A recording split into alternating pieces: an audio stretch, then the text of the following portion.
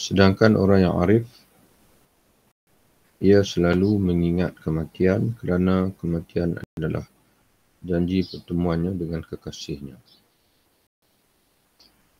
Jadi kita bawa kembali bacaan kita sebelum ini, di mana pengarang kitab kita iaitu Al-Alamah Syekh Said Hawa rahimahullah, sebagaimana yang beliau naqalkan daripada Imam Al-Ghazali rahimahullah, bahwasanya manusia ini dalam masalah mengingati kematian ini ada 3 jenis. Yang pertama, orang yang tidak ingat langsung mati, iaitu tenggelam, orang yang tenggelam dalam kenikmatan duniawi. Yang kedua, orang yang bertaubat kepada Allah, iaitu orang yang masih ada sifat takut kepada kematian, bukan kerana dia dibuat di dunia, tapi kerana dia merasakan belum cukup bekalan untuk dia menghadapi kematian. Dan yang ketiga, orang arif. Orang yang arif. Ini dia akan cerita kepada kita orang yang arif. Sedangkan orang yang arif, kata dia, ia selalu mengingat kematian kerana kematian adalah janji pertemuannya dengan kekasihnya, yakni Allah Subhanahu Wa Taala. Pencinta tidak akan pernah lupa sama sekali akan janji pertemuan dengan kekasihnya. Pada ghalibnya, pada kebiasaannya, orang ini menganggap lambat datangnya kematian dan menyintai kedatangannya untuk membebaskan diri dari kampung orang-orang yang bermaksiat. Yakni negeri duniawi lah, kampung Adarul Dunia. Jadi orang arifin ini dia tidak ingin, dia memang menyintai kematian supaya dia dapat segera bertemu dengan Allah dan dapat segera merdeka atau bebas daripada dunia yang menjadi tempat ujian dan penuh dengan perkara-perkara yang dimurkai oleh Allah Subhanahu Wa Taala. Pada ghalibnya, pada kebiasaannya orang ini, orang arifin ini, menganggap lambat datangnya kematian dan mereka menyintai kedatangannya, kedatangan kematian untuk membebaskan diri dari kampung, ini kampung duniawi, orang-orang yang bermaksiat, untuk membebaskan diri dari kampung orang-orang bermaksiat. Maksud dia inilah, dan segera berpindah ke sisi Tuhan alam semesta. Sebagaimana diriwayatkan dari Huzaifah bahawa ketika menghadapi kematian dia berkata, Huzaifah sahabat Nabi radhiyallahu anhu, ketika dia menghadapi kematian dia berkata, Habibun ja'a ala faqatin la aflaha man nadima. Allahumma in kunta ta'lamu anna al-faqra ahabbu ilayya min al-ghina was-saqama ahabbu ilayya min as-sihah wal-mauta ahabbu ilayya min al-'aish fasahil alayya al-mauta hatta alqaka. Jadi ketika dia berada di ambang maut dan ambang kematian, Huzaifah berkata, kekasih datang dalam kemiskinan. Maknanya kekasih ni adalah kematian lah. Makna dia sentiasa menunggu saat kematian, tapi dia menyebutkan, tapi kasih ni muncul dalam kemiskinan. Kemiskinan merujuk pada diri dia lah. Maknanya dia rasa diri dia masih miskin bekal. Semoga tidak bahagia orang yang menyesal. La aflaha man nadima. Ya Allah, jika engkau mengetahui bahawa kemiskinan lebih aku cintai dari kekayaan, sakit lebih aku cintai dari kesihatan, dan kematian lebih aku cintai dari kehidupan, maka permudahkanlah kematian atas diriku agar aku segera dapat berjumpa denganmu. Jadi Allah, engkau sendiri pun mengetahui bahwasanya aku lebih menyukai kematian agar dapat bertemu denganmu ya Allah, maka segerakanlah, pemudahkanlah kematian ini agar aku dapat bertemu denganmu. Jadi orang yang bertaubat dimaafkan dari sikap tidak menyukai kematian, sedangkan orang yang arif dimaafkan dari tindakan menyintai dan mengharapkan kematian. Ini beza di antara orang arif, orang bertaubat dan orang arif.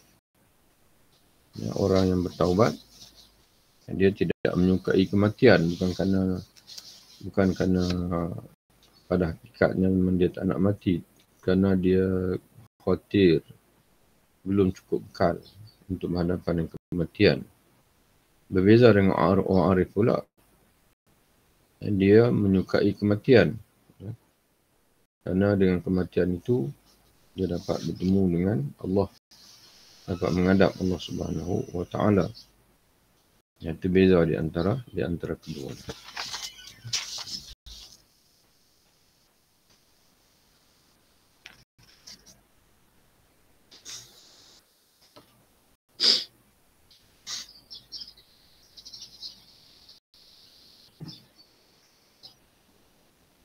Kalau tengok dalam bahasa Arabnya, faizan at-taib ma'dzurun fi karahitil maut.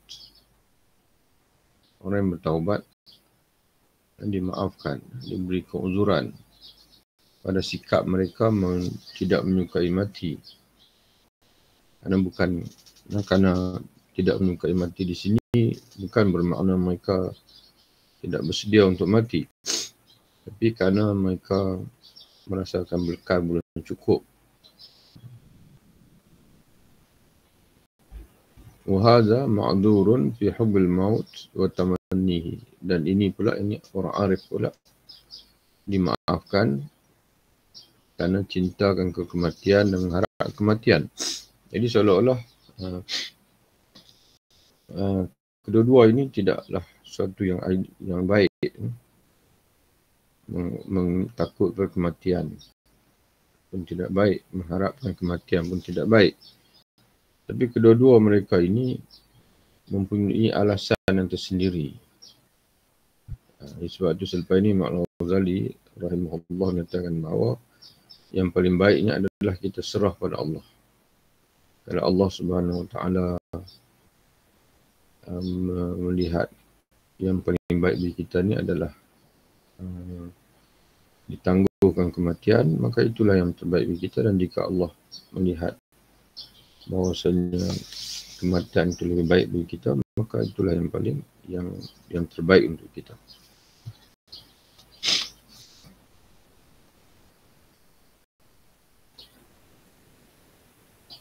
Tingkatan yang lebih tinggi dari keduanya adalah orang yang menyerah urusannya kepada Allah. Sebagaimana kita sebut tadilah, tingkatan yang lebih tinggi dari keduanya, yakni daripada golongan yang bertaubat, yang takut pada kematian kerana bekal belum mencukupi, dan juga tingkatan arif yang menginginkan kematian agar dapat cepat bertemu dengan Allah. Maka kata Imam Ghazali, yang lebih tinggi dari keduanya adalah orang yang menyerah urusannya kepada Allah sehingga dia tidak memilih kematian atau kehidupan untuk dirinya. Apa yang paling dicintai? Apa yang paling dicintainya adalah yang paling dicintai kekasihnya Allah. Jadi kalau Allah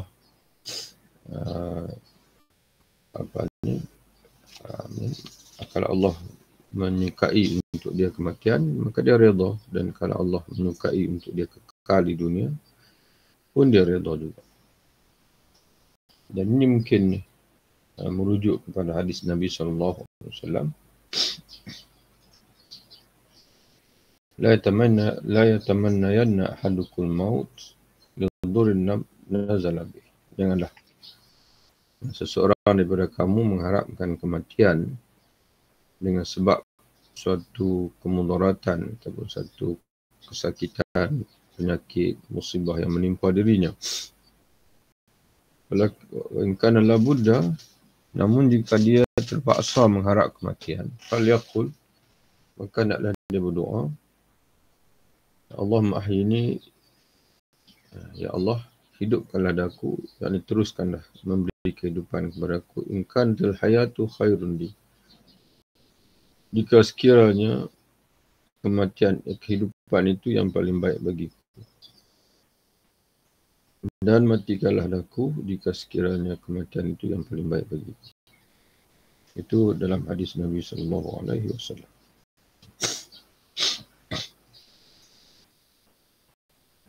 Orang yang selalu cinta dan wala' yang mendalam. Cinta dan wala'. Wala' maknanya setia lah, kesetiaan. Orang yang memiliki wala', orang yang memiliki kecintaan dan kesetiaan yang mendalam, berhasil mencapai maqam taslim. Dia akan berupaya mencapai maqam taslim. Taslim adalah penyerahan. Penyerahan yang sepenuhnya kepada Allah, dan maqam redha. Redha mana bila-bila masa pun dia sentiasa tenang, tenteram, menerima segala kehendak Allah yang merupakan puncak tujuan. Tetapi bagaimanapun, mengingat kematian tetap memberikan pahala dan keutamaan. Kerana orang yang tenggelam ke dalam dunia juga bisa memanfaatkan zikrul maut untuk mengambil jarak dari dunia. Jadi sama ada dia berada dalam makam orang yang lalai, ataupun berada dalam makam at-taib, ataupun berada dalam makam arif, mengingati kematian ini tetap memberi manfaat. Kalau dia berada dalam maqam orang lalai dengan ingat kematian, maka dia akan kembali ingat pada Allah. Orang yang tenggelam dalam dunia juga bisa memanfaatkan zikrul maut untuk mengambil jarak dari dunia. Ini terjemahan kepada at-tajafi, untuk dia merenggangkan diri dari dunia.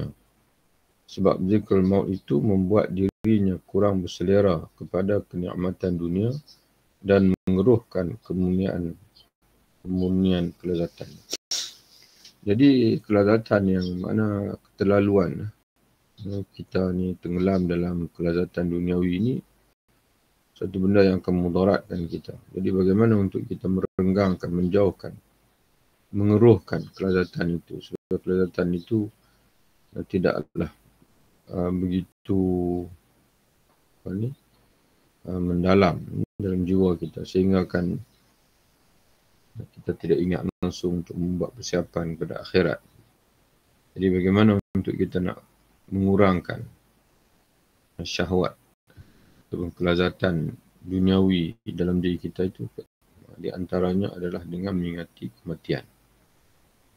Setiap hal yang dapat mengeruhkan kelezatan dan syahwat manusia adalah termasuk sebab keselamatan.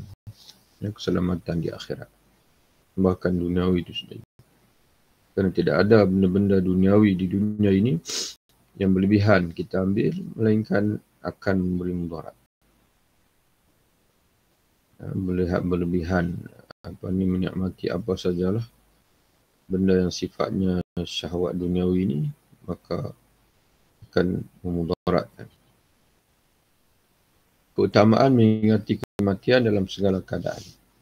Rasulullah SAW bersabda, aksiru min dzikri hadimil lazat.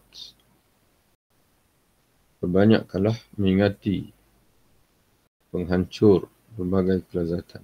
Hadimil lazat. Hendaklah kamu banyak mengingati perkara yang akan menghancurkan kelezatan duniawi, iaitu mati. Diriwayatkan oleh Imam Tirmizi, ia berkata hadis hasan, dan itu juga riwayat Imam Nasa'i dan Ibn Majah. Artinya, kurangilah berbagai kelezatan, yakni kelezatan duniawi, dengan mengingati kematian. Sehingga kegandrungan kamu, yakni keinginan, kerinduan kamu kepadanya terputus, yakni kepada kelezatan duniawi. Lalu kamu berkonsentrasi kepada Allah. Jadi dengan kita mengingati mati, maka kita dapat memutuskan keinginan kita yang keterlaluan kepada dunia, supaya kita dapat memberi tumpuan kepada Allah, kepada ibadat. Karena mengingat kematian dapat menghindarkan diri dari kampung tipu daya. Yakni kampung dunia ni lah. Yang disebut dalam Quran sendiri pun Allah Ta'ala menyebutkan mal hayatud dunia, tidaklah kehidupan dunia ini illa mata'un ghurur, melainkan kenyamatan yang menipu.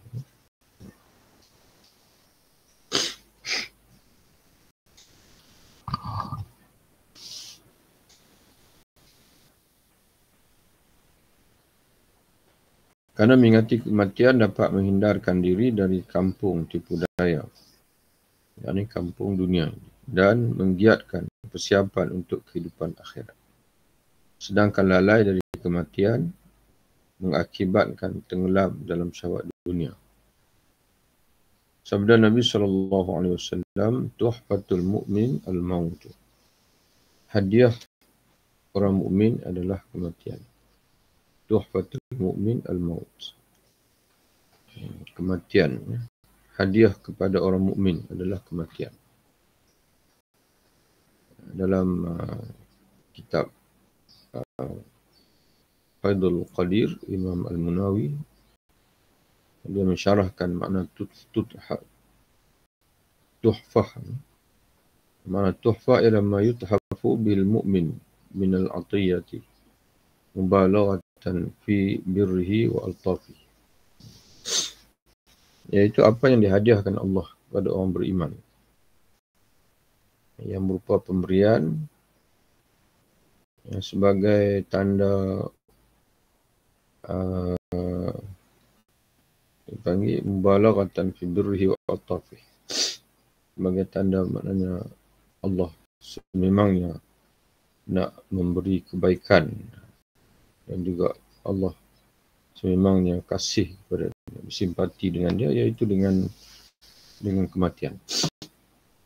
Nah, di mana kita sedia maklum bahasanya dunia ini tidak habis-habis dengan ujian, dan juga manusia ini boleh terjerumus dalam dunia ini. Hatta orang beriman, hatta orang bertakwa sendiri pun masih belum selamat. Masih ada lagi ruang-ruang yang boleh menyebabkan dia terjerumus dalam dosa. Tapi dengan kematian, dan dia mati dengan husnul khatimah, mati yang baik, maka selamatlah dia. Dan tunggu masa untuk mengecapi nikmat daripada Allah. Sebab itu dalam satu hadis Nabi SAW menyebutkan mautul faj'ati, kematian secara tiba-tiba itulah rahatul lil mu'min, kerehatan bagi orang beriman, wa akhdhu asafatin, dan pembalasan Allah bagi orang kafir, di mana Allah dengan segera menamatkan hayatnya di dunia ini, maka dengan itu tamatlah dipanggil masa taubat bagi dia, kesempatan taubat bagi dia. Tapi orang beriman pula dengan mati mengejut itu, maka segera dia, Allah seolah-olah ingin menyegerakan dia bagi mendapat nikmat di sana. Nikmat di alam kubur, alam akhirat di sana.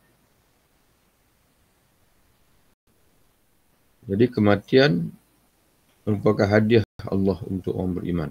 Diriwayatkan oleh Imam Ibnu Abi Dunya. Diriwayatkan oleh Abu Dunya. Tambah sikit lah. Bukan Abu Dunya, Ibnu Abi Dunya. Ibnu Abi Dunya. Ya. Imam At-Tabrani, Ibnu Abi Dunya. Ini salah seorang ahli hadis yang banyak karya hadisnya, Imam Ibn Abi Dunya ni, tapi tak begitu terkenal di kalangan orang awam. Sebagaimana terkenalnya Bukhari, Muslim dan sebagainya. Tapi dia memiliki karya hadis yang cukup banyak. Mengikut tajuk-tajuk.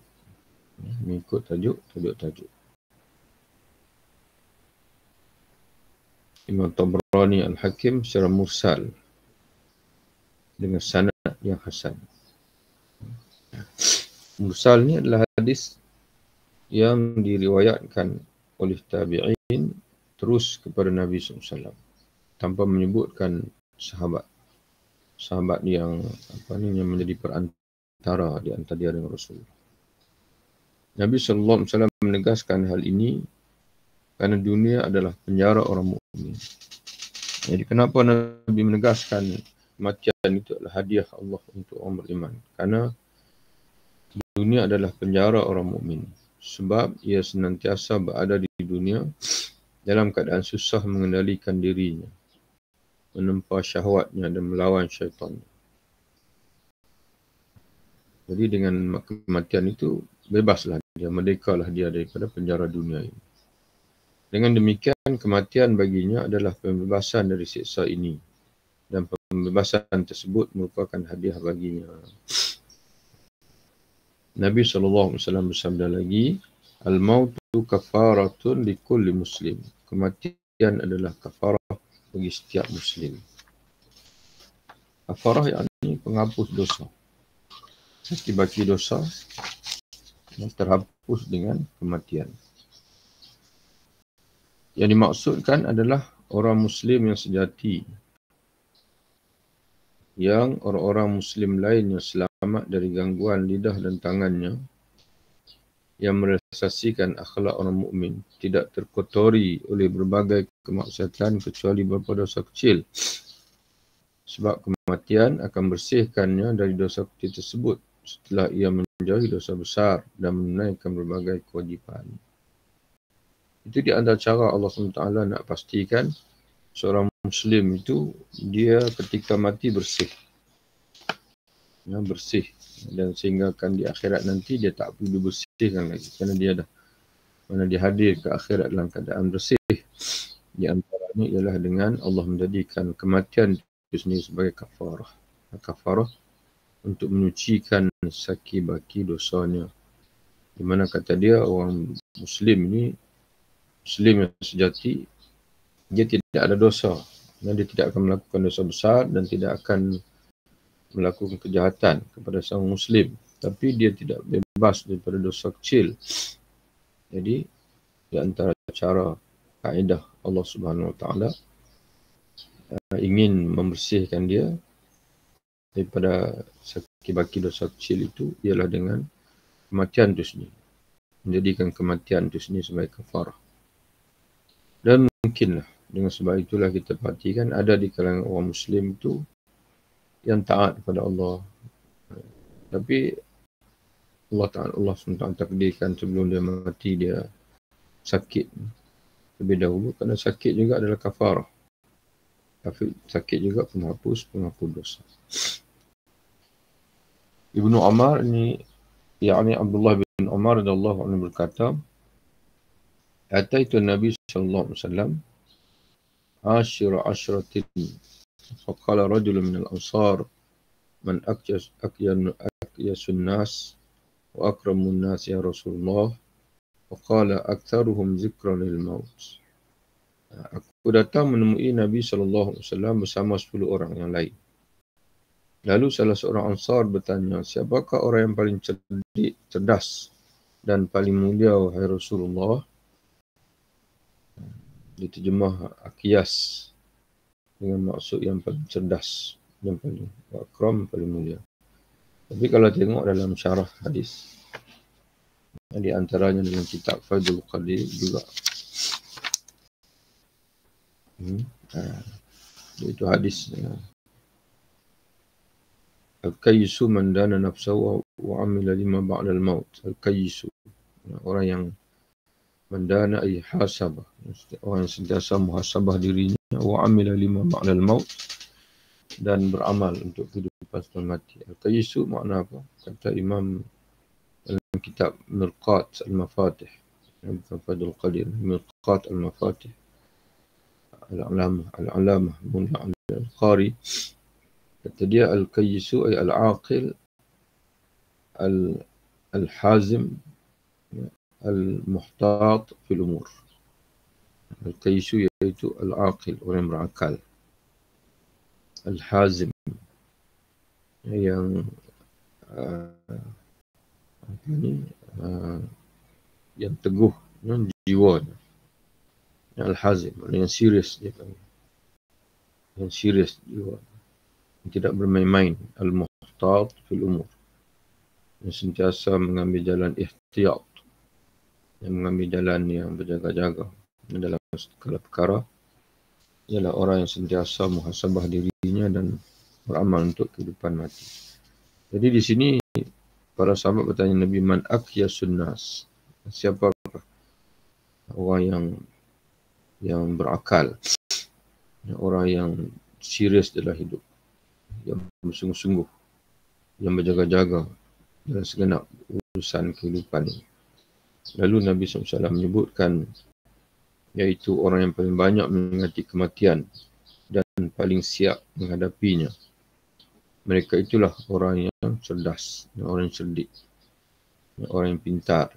Mereka pergi dengan bawa kemuliaan dunia dan kehormatan akhirat. Bila mereka mati, maka mereka meneruskan perjalanan mereka ke alam yang berikutnya dengan membawa segala kemuliaan dunia dan juga kemuliaan akhirat. Diriwayatkan oleh Ibnu Majah secara ringkas dan Ibnu Abu Dunya secara lengkap dengan sanad yang jayyid, sanad yang baik. Al-Hasan rahimahullah berkata, ini Al-Hasan Al-Basri, seorang tabi'in yang masyhur, kematian membongkar berbagai keburukan, mendedahkan. Dalam bahasa Arabnya disebut faddahal mautud dunya, faddaha, makna mendedahkan keburukan. Jadi bila kita kuat ingat mati, bagi kita dunia ni semuanya indah. Tapi kalau kita selalu ingat mati, maka kita akan tahu sebenarnya dunia ini tidak indah. Dunia ni banyak mudarat. Dunia ni banyak mudarat. Jadi Imam Hasan Basri kata, kematian membongkar, mendedahkan bagai keburukan dunia sehingga tidak membiarkan kegembiraan sama sekali bagi orang yang punya hati. Orang yang punya hati, dia memang bergembira dengan akhirat. Dia tidak gembira dengan dunia.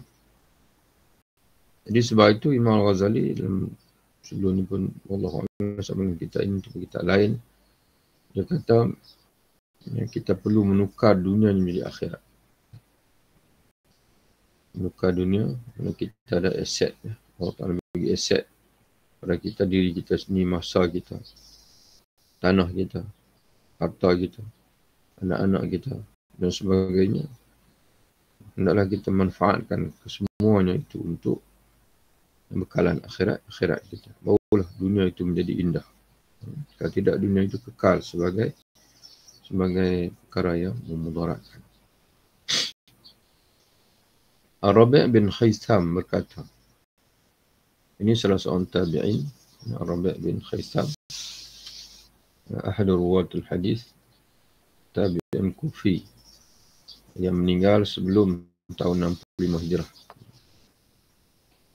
Kata dia, tidak ada hal gaib yang dinantikan dan lebih baik bagi orang mukmin selain dari kematian. Yang kematian termasuk dalam perkara gaib lah. Kita tak tahu bila kita akan mati, hanya Allah Ta'ala saja yang tahu. Tapi kata dia, yang tidak ada perkara gaib, mana perkara yang manusia belum tahu, tetapi itulah yang paling baik, yang melebihi daripada kematian.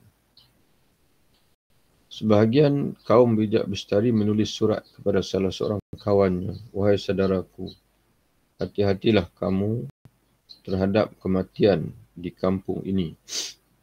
Mana kampung ini? Mana kampung dunia ini? Sebelum kamu berada di sebuah kampung, yakni kampung akhirat. di mana kamu mengharap kematian tetapi tidak akan mendapatkannya. Yang ni kamu, iaitu bila kamu dimasuk ke dalam neraka, ahli neraka ini dia mengharapkan kematian kerana dia tak tahan lagi diseksa, tapi kematian tak muncul kepada dia. Jadi sebab itu kata dia, berhati-hatilah, berjaga-jagalah kamu terhadap kematian di kampung duniawi ini. Jadi ketika di dunia ini, hendaklah kamu sentiasa mengingatkan kematian, itu maksud dia. Karena jika kamu tidak ingat kematian di dunia ini, menyebabkan kamu tak beramal. Nanti di akhirat, bila kamu dimasukkan oleh Allah dalam neraka, wala'udzubillah, kamu mengharapkan kematian, tapi tidak berguna lagi. Di dunia ini, kita mengingati kematian sangat berguna. Tapi bagi ahli neraka, dia sentiasa meminta kematian ketika dalam neraka, tapi dia tidak mati. Ini sebagaimana Allah SWT sebut dalam surah Al-A'la, summa la yamutu fiha wa la yahya, summa la yamutu fiha wa la yahya. Kemudian dia, yakni orang yang dimasukkan dalam neraka itu, dia tidak mati dalam neraka itu. Wa la yahya, namun tidak juga hidup dengan kehidupan yang seperti yang sebenarnya. Hidup seperti tidak hidup, kerana hidup diseksa. La yamutu fiha wa la yahya. Dia tidak mati dalam neraka itu, wa la yahya, tapi tidak juga hidup dengan bahagia dalam neraka tersebut. Jadi sebelum untuk mengelakkan kita mengingati kematian di sana dalam rupa yang tidak akan memberi manfaat lagi, maka sebaiknya kita mengingati kematian di sini, kerana mengingati kematian di sini sangat memberi manfaat. Umar bin Abdul Aziz biasa mengumpulkan para fuqaha setiap malam untuk mengingatkan kematian, hari kiamat dan akhirat. Kemudian mereka menangis sehingga seolah-olah di hadapan mereka ada jenazah. Ibrahim At-Taimi berkata, Ibrahim At-Taimi pun salah seorang tabi'in wafat tahun 95 Hijrah. Dua hal yang memutuskan aku dari kelazatan dunia, iaitu mengingati kematian dan mengingati saat berdiri di hadapan Allah di hari kiamat kelak. Ka'ab berkata, siapa yang mengetahui kematian, pasti segala penderitaan dan kesusahan dunia menjadi ringan baginya. Ka'ab, biasanya Ka'ab al-Akhbar. Mutrif, maksudnya yang tepatnya adalah mutarrif. Mutarrif as-Syikhir. Ini pun salah seorang tabi'in, ahadu ruwatul hadis juga, yang wafat tahun 95 Hijrah.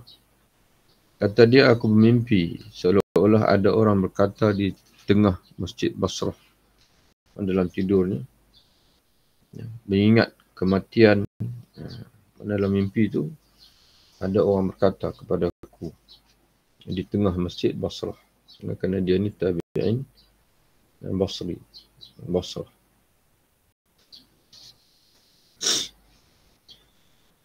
Mengingat, kata dia dalam mimpi itu, orang itu menyebut kepada dia, mengingat kematian memutus hati orang-orang yang takut sehingga mereka terlihat kebingungan. Mengingat kematian memutuskan hati orang-orang yang takut, yang memutuskan dari dunia, yang menjadikan mereka terpisah daripada dunia, sehingga mereka dilihat oleh orang lain kebingungan. Maknanya hidup di dunia ini maknanya tidak serasi dengan dunia. Mutahyiran walihin.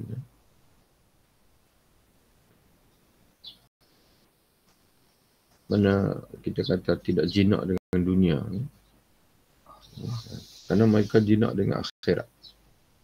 Kalau nak jumpa mereka, kalau kita bawa mereka ke pasar, macam tu. Jadi mereka tak tahu nak beli apa. Bawa ke supermarket, tak tahu nak beli apa. Kerana kebingungan. Tapi kalau dibawa ke masjid, dibawa ke majlis ilmu, dibawa ke tempat dipanggil ke dalam majlis ibadat, jadi maka ni menjadi pandai, tahu. Tapi kita pula sebaliknya, bawa ke supermarket, pandai kita. Nak beli ni, nak beli ni, tahu ni, barang itu. Jenama tu, jenama ini.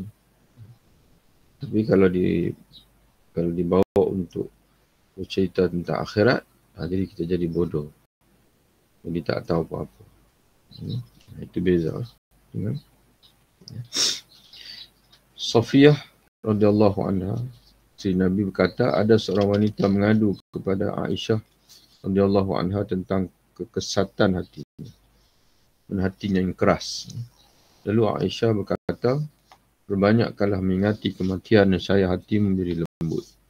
Kemudian wanita itu melakukannya sehingga hatinya menjadi lembut, lalu dia datang berterima kasih kepada Aisyah. Jadi cara untuk melembutkan hati ialah sebagaimana pesanan Sayyidatina Aisyah radhiyallahu anha, iaitu dengan mengingati kematian. Umar bin Abdul Aziz berkata kepada sebagian ulama, nasihatilah aku. Ulama itu berkata, engkau bukanlah khalifah yang pertama kali mati. Maknanya kamu kena ingat bahasanya sebelum kamu raja-raja, khalifah-khalifah yang lain semua mati. Maka akan tiba saat kamu juga akan mati. Umar bin Abdul Aziz berkata lagi, tambahkan lagi nasihat untukku. Ulama itu berkata lagi, dari nenek moyangmu hingga Nabi Adam tidak ada seorang pun kecuali merasa kematian. Sementara itu giliranmu pun telah tiba. Mana akan tiba. Begitulah juga giliranmu, kamu khalifah sekarang. Jangan kamu ingat bahasanya khalifah ini akan selamat daripada kematian. Sebelum kamu, sejak daripada Adam sehinggalah kepada ayah kamu, khalifah sebelum kamu, semuanya mati. Maka akan tiba masa kamu juga akan mati. Kemudian Umar bin Abdul Aziz menangis kerana nasihat tersebut. Rabi' bin Khaitham, ini juga seorang tabi'in. Seperti yang kita sebut tadilah, tabi'in juga. Menggali kuburan di rumahnya dan setiap hari ia tidur di dalamnya beberapa kali untuk senantiasa mengingati kematian. Bahkan ia berkata, seandainya mengingati kematian berpisah dari hatiku sesaat, nescaya hatiku akan rosak. Jadi bayangkanlah orang yang lama tidak ingat kematian. Ataupun yang tenggelam dalam dunia sehingga tidak mengingati mati langsung. Jadi mana hatinya akan rosak. Jadi demikianlah bacaan kita hari ini yang masuk tajuk yang baru selepas ini, jalan merealisasikan mengingat kematian. InsyaAllah kita jumpa lagi dalam bacaan seterusnya. Wabillahi taufiq. Assalamualaikum warahmatullahi wabarakatuh. Waalaikumsalam warahmatullahi wabarakatuh. Jumpa lagi insyaAllah.